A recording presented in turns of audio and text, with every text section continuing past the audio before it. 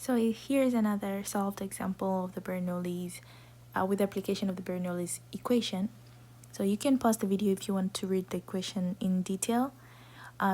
What to be careful with this question is, first of all, this is point 1 and this is point 2.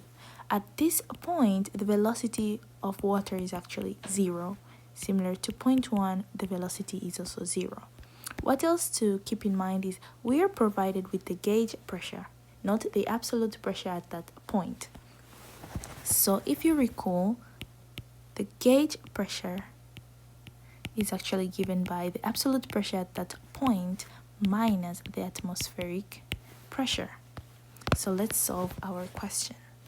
So solution. First of all, recall the Bernoulli's equation, which is P1 plus a half rho V1 squared plus rho GH1 half rho V2 squared plus rho GH2.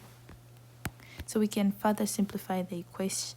First of all, we have V1, V2, they're all 0, so we can eliminate that from our equation.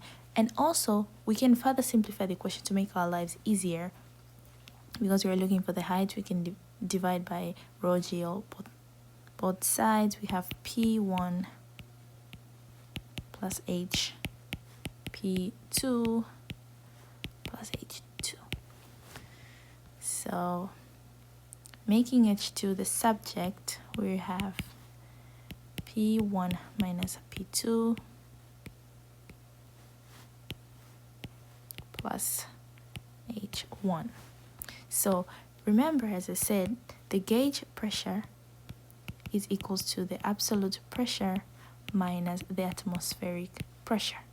So if I want the absolute pressure at point 1, so P1 will actually be the gauge pressure plus the atmospheric pressure. Then I'll get the absolute pressure at point 1.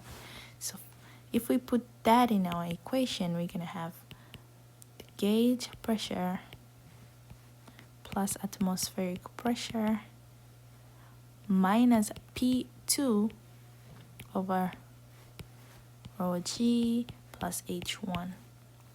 What else to take from the question here?